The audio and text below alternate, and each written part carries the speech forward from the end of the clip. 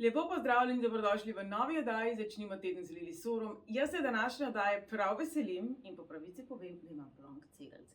Tisti, ki me poznate, veste, da ponavadi se ne pripravljam na oddaje, dovolim, da stvari pridejo, sem spontana, nimam nekih rol papirja in bom rekla opornih točk, ker verjamem, da tisto, kar rabi pride skozi, ampak današnja tema se mi zdi pomembna, ker bolj kot jo raziskujem, več kot delam z vami, več zgodb kot slišim, več knjig kot preberem, vse bolj razumem, kako zelo uničujoč je lahko perfekcionizem. Torej, danes bomo pogledali, kaj to pravzaprav je, kako si pomagati iz tega ven, kaj to ni. In jaz upam, da bo tale oddaja neka popotnica vsem nam, da bomo predvsem bolj nežni do sebe. Se pravi, perfekcionizem. Z mnogimi vami, kot delam, rečem, tako ste zahtevni do sebe, strogi ste do sebe. Ne dovolite si počitka, ne dovolite si napake, niste strpni, niste nežni, niste sočutni, do vseh drugih, ja, do sebe malo manj. Priznam, da tudi sebe najdem v tem opisu. Torej, kaj perfekcionizem je, pa kaj ni? Visoka merila, nek nivo, neki standardi, bom rekla, neka zdrava mera zahtevnosti. S tem ni nič narobe. Potreba porasti, potreba po tem, da se učimo, da se razvijamo, da smo boljši, kot smo bili. Tudi s tem ni nič narobe. Dokler je to nekako v zdravi meji in dokler to izvira iz ljubezni, saj vemo, da na koncu vedno pridemo med ta dva nasprotja. Ali je ljubezen, ali je strah. Torej, ali izvira ta potreba po učenju, po izpopolnjevanju, po glancanju, po poliranju, po temu, da je the best, iz tega, da si želimo nekaj naučiti, iz ljubezni do sebe, iz nege do sebe, ali iz strahu. Ali iz tistega starega, dobrega, nisem dovolj dober. Nisem dovolj dobra. Kajti, če zelo olupimo perfekcionizem, pravzaprav pridemo vedno znova do tega stavka. Nisem dovolj dober. In pridemo do strahu pred neuspehom, strah pred izgubo, strah pred kritiko. In mnogokrat se zametki perfekcionizma pravzaprav skrivajo že v naši vzgoji. Vemo, da včasih je bilo konec sveta, če smo razbili kozarec. Smo bili slabi, štorasti, vse kar češ. Velikokrat še vedno sami s seboj tako govorimo, če smo iskreni. Si slab, si štorast, si nesposoben, si glup, si tup, si takšen, si drugačen. Kolikokrat se morda ujamete ali pa ne v svojem notranjem dvogovoru, ko se vam nekaj ponesreči, ko razbijete kozarec, ko naredite nekaj, za kar ste bili nekoč v otroštvu hudo obsojeni. Pa ne gre to za vaše starše, za vašo babico, dedka, v vrtcu, v šoli, na ulici. Saj ni važno. Ta otroček v nas si je tega zapomnil. Za nekoga bo to kozarec, za nekoga drugega bo to, da ni pojedel solate. In jaz se še spomnim, kako so nas vzgajali. Babica bo žalostna, ker ti nisi pojedel solate. Pa otrok je težko razumel, kako bo zdaj babica žalostna, če je na drugem koncu Slovenije, no takrat še Jugoslavije. Velikokrat smo bili vzgajani preko manipulacije. Kolikokrat se še sedaj zgodi, ko vidimo, da nimo družinico ali pa mamico z otročkom na avtobusu in je otroček zelo živahen, nikakor ga ne uspe prepričati, naj se umiri, bo šofer jezen nate. Lej, kako te stric gleda pa hud nate. Seveda odrastemo potem v okolju in v prepričanju, da nas okolje venomer gleda. Vsi gledajo in samo komaj čakajo, da ga bomo popiksali in potem bodo hudi na nas. In smo znova pri temu, nisem dovolj dober. Pravzaprav srž perfekcionizma je prepričanje, da nismo dovolj dobri, kajti če bi bili, potrebe po perfekcionizmu preprosto ne bi bilo.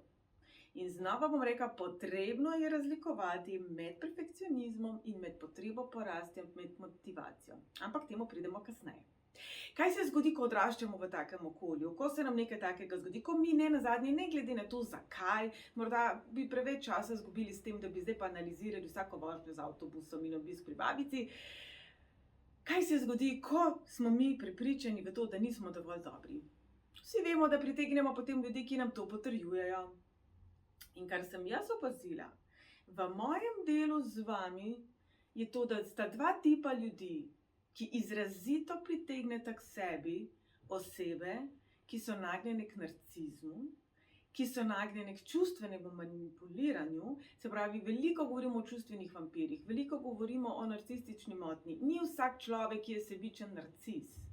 In vsi imamo kdaj kakšno tako potezo, vsi se kdaj ujamemo v situacijo v življenju, ko je preprosto preveč ali ne zmoremo drugače in smo nezreli. Dve čudovite knjigi, ki vam jih toplo priporočam, če imate podobno situacijo. Ena so Čustveni vampiri, najdete tudi na moji spletni strani povezavo do portala Duhovnost, kjer jo lahko naročite, in v Opoju narcise, za tiste, ki vas te tematike malo bolj zanimajo. Torej, kar sem jaz opazila, je to, da ljudje, ki izrazito pritegnemo tudi jaz, take osebe k sebi so osebe, ki so nagnjene perfekcionizmu, kajti nekje v sebi že imamo zapis, da nismo dovolj dobri in kdo drug kot narcis, kot čustveni vampir, kot nekdo, ki želi manipulirati, da bi nam povedal, da mi pa res delamo vse narobe. In osebe, ki ste izrazito sočutne in želite rešiti cel svet. Seveda nazaj dobimo informacijo, da nismo dovolj dobri, kajti pritegnemo ljudi, ki so enostavno, preprosto, z vso ljubeznijo, z vsem spoštovanjem, na določenih področjih nezrele in potrebujejo zdravljenje, potrebujejo, bom rekla, dobrega prijatelja, prijateljico, terapevta, nekoga, ki jim bo ven iz te situacije pomagal. Torej, zelo logično je, da včasih je res dobrota sirota, kot rečejo. In po drugi strani, če se zdaj vrnemo k naši temi, če smo perfekcionistični, če smo prezahtevni do sebe, seveda nam bo to življenje odražalo v osebah, ki nam bojo vračali isto informacijo. In ko govorimo o narcisih, ko govorimo o manipulatorjih, ko govorimo o bulijih, ko govorimo o vseh teh oblikah komunikacije, o katerih vse več govorimo, se zdaj že vse bolj zavedamo, da to pa je zloraba. To pa ni prav, od tega pa je potrebno iti stran, je tako? No, zdaj bom pa jaz malo predrzna, ker sem korajžna. Kaj ni potem takem perfekcionizem v svoji ekstremni obliki tudi zloraba? Kaj ravno s tem, da sami sebi vedno znova poveste, nisem dovolj dober, to ni dovolj dober. Kaj pa je zdaj tu? A še zdaj ne znaš, glej, koliko si star, glej, koliko si štoras, glej, koliko si to, glej, koliko si uno. Če je to primarni način vašega komuniciranja s samim seboj, kaj ni to zloraba samega sebe?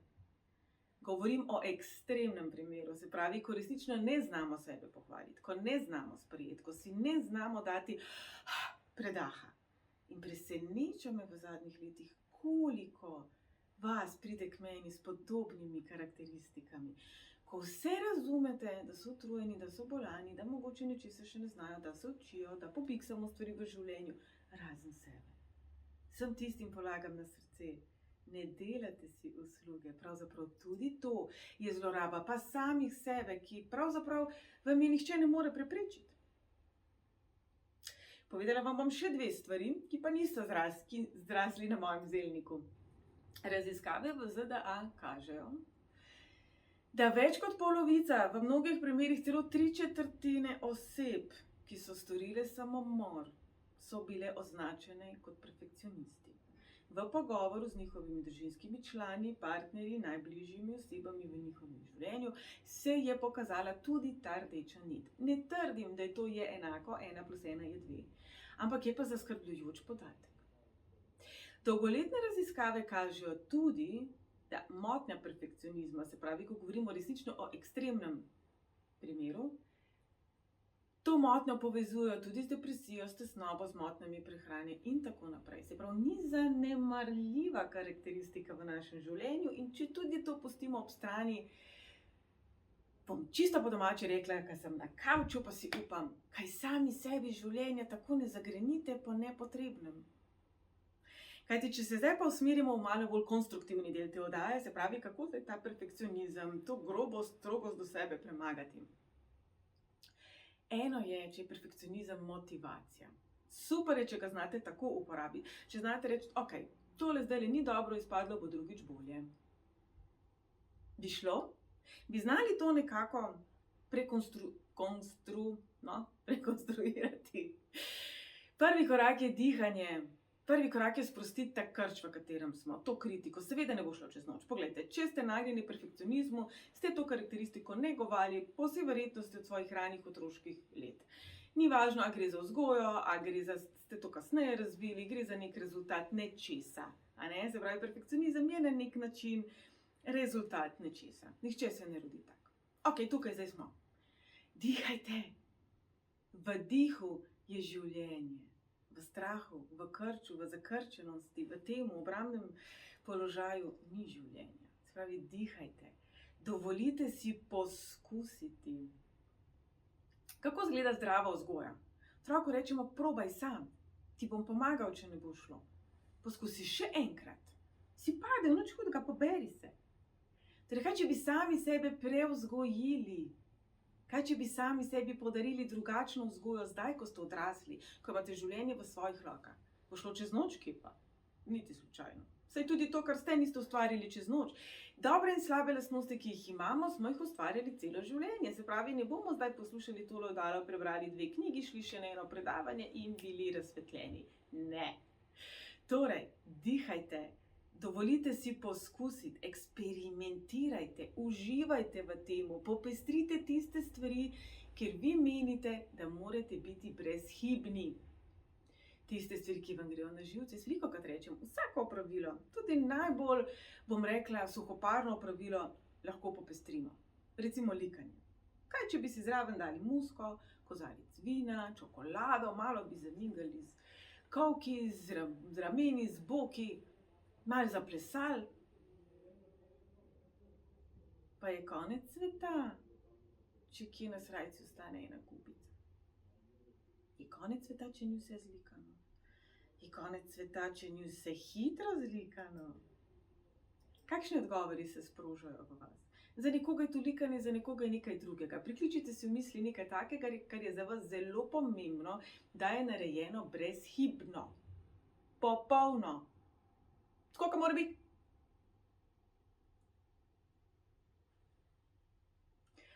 Kaj se običajno ne nasmejemo od srca najbolj napakam? Jackie Chan. Pa vsi smo se mu smejali. Pa vsi smo komaj čakali na koncu, da smo gledali blooperse. Danes vsi iščemo blooperse. Tudi to so pravzaprav napake. Poskusi. Marsikomu v prvem poskusu ni šlo, niti žarnica ni bila izumljena v prvem poskusu. Zakaj bi od sebe pričakovali, da vi pa morate biti tako sposobni, tako popolni, da vam popolnoma vse mora iti v prvem poskusu in ne samo iti, popolno mora biti. Jaz recimo sem bila tako vzgojena. Bolje, da nečesa ne narediš, če nisi v temu najboljša. Težko iz tega vam prideti, absolutno, vem. Vsi delamo napake in lažje je, ko zadihamo. Lažje je, če se potrudimo napakam nasmejati. Lažje je, če si rečemo, ni konec sveta. Ni konec sveta. Ni konec življenja. Ste razbili nekaj zelo dragocenega, zato se vaše življenje ni končalo. Končalo se je življenje tistega kozarca, kristalne vaze. To ne pomeni, da ste vi slabi. Dobro mi zdajle prisluhnite, prosim. Ni konec sveta. Vi niste slaba oseba zaradi napake, zaradi poraza, zaradi nečesa, kar niste naredili popolno. To, kar ste naredili, če tudi gre za neko dragocenost, če stanemo pri tem primeru, ki ste jo razbili, ne pomeni, da je nič vredno. In kar se mi zdi še bolj pomembno, vi niste nič vredni. Je ni napake na tem svetu, ki bi jo vi lahko zagrešili, ki bi povzročila, da bi postali nič vredni. Da bi postali nevredni življenja. Kajti perfekcionizem v skrajno močni obliki pravzaprav točno to naredi, če si vsak dan znova poveste, nisem dosti dober, nič vreden sem, vse, kar naredim je narobe, vse, kar naredim je nič vredno. Pravzaprav vas to razvrednoti. Vam nekako vzame smisel, življenje. Potem je kar logično, da se določeni ekstremni stresni dogodki končajo tako, kot se. Pojdimo zdaj v drugo skrajnost. Protiutež ljubezen. Se pravi, prav vsak, še tako majhen, še tako drobcen, še tako na videz nepomemben korak, je dragocen. Pravzaprav, če pogledamo življenje, če pogledamo naravo, Življenje vedno raste, se razvija, spreminja, zori. Je že res, da se postaramo. Ampak življenje vedno nekako kreira v pozitivni smeri, v smeri rasti. Se pravi, nič, kar bi vi naredili, je premajhno ali nepomembno. Torej, poskrudimo se najti v vsem, kar počnemo, primere tega, da rastemo, da se razvijamo. In zdaj bom jaz dala en izziv. Dajmo se povezati skupaj. Kaj bi dali vi kot primer? Nečesa vsakodnevnega, kar bi lahko okarakterizirali kot nič ni premajhno ali premalo pomembno, da bi bilo dragoceno. Kaj je tisto, kar lahko sami sebe, za neko bedarijo, bom rekla, si bom celo to drznila reči, sami sebe pohvali. Dajte spodaj v komentarjih povedati, predlagati, naj bo to naš skupen izziv. Kaj je tisto najbolj drobceno, za kar bi se vi lahko pohvalili? Če tudi to pomeni, da ste si brezhibno umili zobe. In zakaj? Ko pridemo do tega zakaj, če tudi sem samo skuhala zelo dobro kavo in kavi se bomo tudi še vrnili, tisti, ki ste pri meni na svetovanju, veste, da zelo rada uporabljam kot primer. Zakaj je to pomembno? Ker ti pravzaprav marsikaj, kar mi jemljemo kot samoumevno, kot je umivanje zob, vemo, da podaljšuje življenje, kako zelo je to pomembno tudi za samo naše zdravje zob in tako naprej. Torej, zakaj? To je en tak skupen izziv. Mene pa zdaj zanima nekaj drugega. Vse to je bila zdaj teorija, pejmo zdaj malo v prakso. Ko vi sebe ocenjujete, pravzaprav po čigavih merilih se ocenjujete, čigav glasek, čigava ocena, komentar, mnenje je tisto, kateremu je vaš strukturni primer meritve vas samih podoben. So to vaši starši, tovarišica v šoli, bivši partner, brat, sestra, stari starši, sama družba. Po čigavih merilih pravzaprav vi vrednotite, kaj je pomembno v vašem življenju.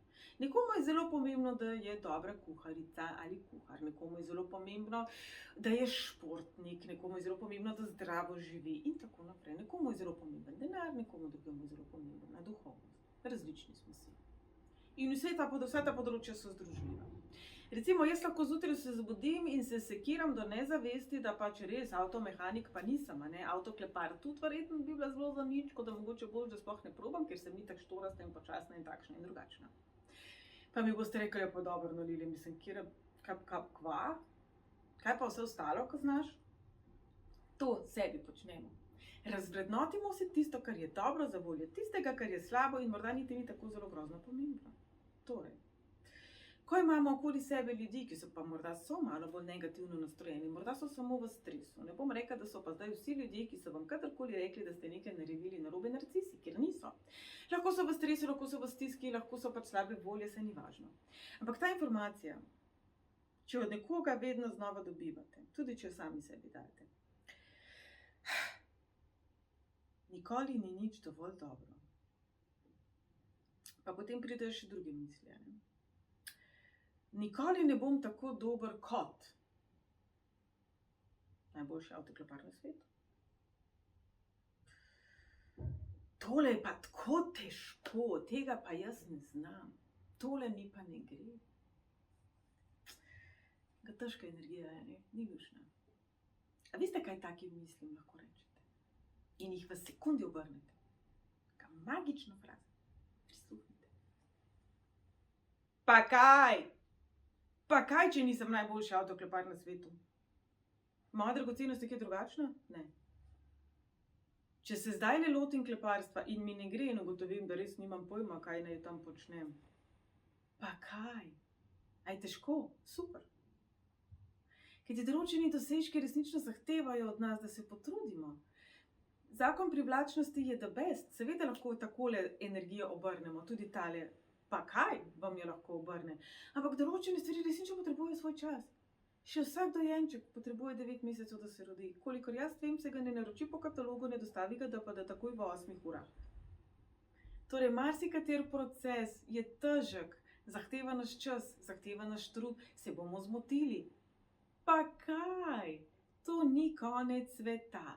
To ne pomeni, da ste vi slaba oseba, to ne pomeni, da je vaš trud nič vreden in to ne pomeni, da ste nič vredni vi. Pomagajte si s temi besedami. Pomagajte si s tem skupkom misli, ki bo ta nič ni dovolj dobro vsaj ustavil.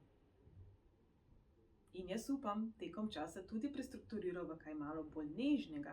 Kajti, če se znova vrnemo k temu, napredek, izkušnja, učenje, rast, vse to je težko, vse to nam gre vsem nam počas, ker je temu namenjeno.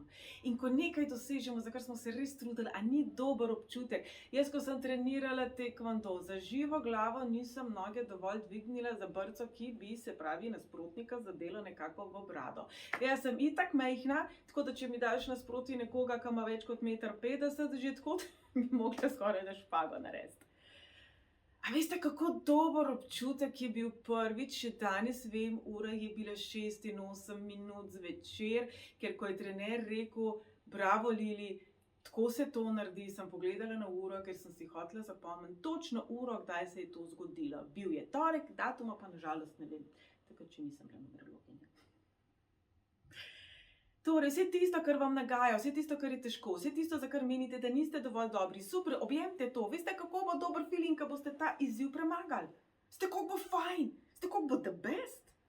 Torej, sami sebe vzgojite drugače, kot bi vzgajali otroka. Se pravi, se spodbujajte, ne se dajati v nič. Ponovite si, morda potrebujem samo malo več vaje. Pa smo zdaj pri tej kavi. Torej, kadarkoli imam nasproti sebe nekoga, za kogar vidim, da je nagnjen k perfekcionizmu oziroma da je perfekcionist, rečem takole.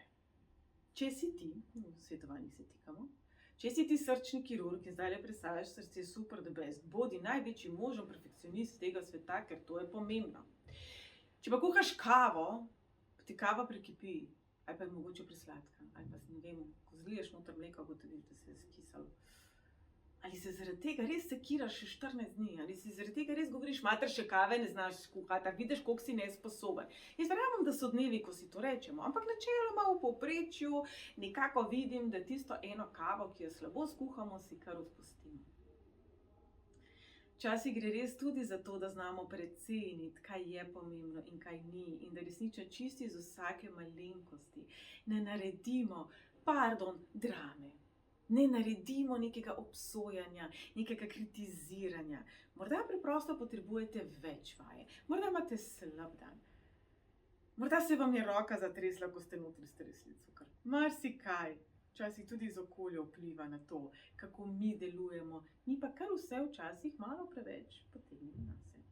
In če govorimo zdaj o nečem takem, kot sem prej rekla, taekwondo ali pa špaga, vsi vemo, da pač ja, po vsej verjetnosti, če smo prebivalec kavča, sedimo pri miru z nogami skupaj, po možnosti s čipsom v rokah in kavica na mizi, po vsej verjetnosti nam špaga ne bi uspela v prvem poskusu. Bi se strinjali z mano? Zakaj potem od sebe tolikokrat zahtevamo popolno špago v situacijah, kjer morda ni tako zelo logično na prvo žogo, da potrebujemo več vaje, da se potrebujemo ogreti? In v teh primerih se spomnite na sledeče. Morda potrebujem več vaje, dajte si ponovno priložnost, poiščite nasvet nekoga, ki zna to, kar vi želite narediti. Ali je to duhovna rast, osebna rast, poslovna priložnost, kako boste okna pomili, ker so vaše lisasta od sosede se pa bleščijo, hudičo nazaj. Toliko je primerov v vsakdanjem življenju, ko si lahko med seboj pomagamo z nasveti. Ne s kritiko, z nasveti. Raziščite preprosto drugačne pristope. Če vidite, da takole ne gre, da so okna lisasta, poskusite drugače. Velikokrat počnemo eno in isto, seveda nam ne gre, seveda s tem utrjujemo, da nas nisi dovolj dober, tole ni dosti dober, kaj je spet to, pa že spet. Torej, naj bo ocena stanja, preprosto opis stanja, torej okna so lisasta, to je informacija. Ne kritika, ne obsodba, ne graja, ne napad, ampak informacija. Okna so lisasta. Če že to dosežemo v svojem lastnem umu in v komunikaciji z drugimi, predvsem na to ciljam, da ko vi slišite, da vam je nekdo rekel, okna imaš pa lisasta, da to jemljete kot informacijo, ne kot grajo, ne kot napad, ne kot kritiko, ampak kot opis oken, ki so lisasta. Morda pa ta oseba misli, poglej, ko je pomivala okna, se je sonce tako svetilo, da pač ni opazila, da so lisasta. Poglej, tukaj le imaš liso. Torej, v tem trenutku si lahko rečete kaj? Pa kaj? Naj bojo lisasta? Ni konec sveta. Jaz nisem slaba oseba. Pomivanje oken, prejšnjo soboto popoldne, ko mi je križ stran padel, ni bilo nič vredno. Jaz nisem nič vreden, morda potrebujem več vaje. Vprašajte to osebo za nasvet. Se pravi, nekdo, ki bo rekel, poglej, okna imaš lisasta, ni se treba takoj nazaj braniti, da bo rečeš, ja pa res. Kaj pa ti misliš, kako bi to lahko boljš naredil? Saj ne vem, kako to, da se je takole razmazali. Kaj pa ti uporabljaš, kako pa ti okna pereš, ali so tvoja okna tudi kdaj lisasta in tako naprej. Se pravi, naj gre potem to v pogovor, v konstruktivnost, ne v tista hudiča okna, pardon. Torej, če vam nekaj še ni uspelo, pa naj gre za okna, naj gre za špago, naj gre za kuhanje goveje juhe, naj gre za avtokleparstvo, sploh ni važno. To ne pomeni, da vam ne bo nikoli uspelo. Tudi to je zelo pomembno, da se zavedamo. Marsikomu bo prvo ne uspe ali pa se mu posreči, pravzaprav to sploh ni važno. Marsikdaj nam v prvo pač ne uspe. Dajte si več časa, poiščite nasvet, delajte na sebi. In ko dvomite vase, vas bom spomnila še na to. Dvom ni slab. Dvom sam po sebi ni slab. Zaradi dvoma, previdnosti, tudi strahu, ne skočimo s hriba brez padal. Ne skočimo v vodo, jaz upam, ne da bi vedeli, kako je globoka. Nepremišljenih, nevarnih, tveganih dejanj se nekako ne lotevamo s takim navdušenjem, kot bi se, če dvoma, strahu, previdnosti ne bi bilo. Ko pa se to preveč razraste, pa nas lahko hromi. Se pravi, tukaj se vprašajte, ali resnično dvomim vase, ali sem varen. In pravzaprav obrnite ta dvom vase v konstruktivni smeri, kot smo že prej naštevali. Pravi, kar nekaj različnih načinov, od afirmacij do načina razmišljanja te prevzgoje samih sebe smo danes navedli. Mnogi radi delate z afirmacijami, mnogi radi delate z dnevniki, to je vse super. Leto 2023, v katerem je bila ta oddaja posneta, je namenjeno osebni rasti, osebnostni rasti, duhovni rasti. Seštevek 7 simbolizira ravno pisanje. Dajmo pisati. Tudi sicer, ko nekaj zapišemo, temu damo drugačno veljavo, zato kot govorimo o manifestiranju, o organiziranju in tako naprej, nam vedno znova govorijo cilje zapišite, pišite, pišite, pišite, torej pišite. Če imate navado zvečer pisati dnevnik hvaležnosti, to je fantastično, to je super, dan zaključite v energiji ljubezni, hvaležnosti. Če nič drugega, dan zaključite s tem, da ne razmišljate o tistem filmu, ki se jih je pol med sabo pobili, tam so se zaleteli v steno, gledali ste poročila in tako naprej. Zaključite dan z mislimi hvaležnosti.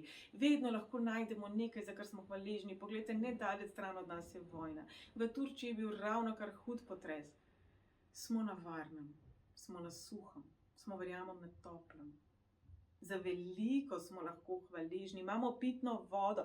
Veste, kako malo držav tega sveta ima pitno vodo, tako kot jo imamo mi. Toliko stvari imamo mi za samoumevne. Dodajmo tej hvaležnosti še dnevnik pohval. Koliko stvari ste vi naredili z levo roko? Tako, kva pa je to kaj tasga, a ne? Pa marsikdo ne zna. Pa bi marsikdo ne vem kaj dal za to, da bi lahko tako z levo roko na easy to naredil kot vi. Torej, dodajmo temu dnevniku hvaležnosti tudi dnevnik pohval. Pa še nekaj afirmacij, kaj pravite? Ko ste v situaciji, ko se zdi, da vam gre vse narobe, da je šlo res vse k vragu in tako naprej, si rečete. Z lahkoto prepoznavam darilo te situacije. Tudi če je šlo vse, čisto vse, da ne rečem kam. Z lahkoto prepoznavam darilo te situacije. Z lahkoto prepoznavam darilo, ki sem jaz. A ni to lepa afirmacija? Z lahkoto prepoznavam darilo, ki sem jaz. Kajti nekaj vam pa lahko povem s 1000% gotovostjo.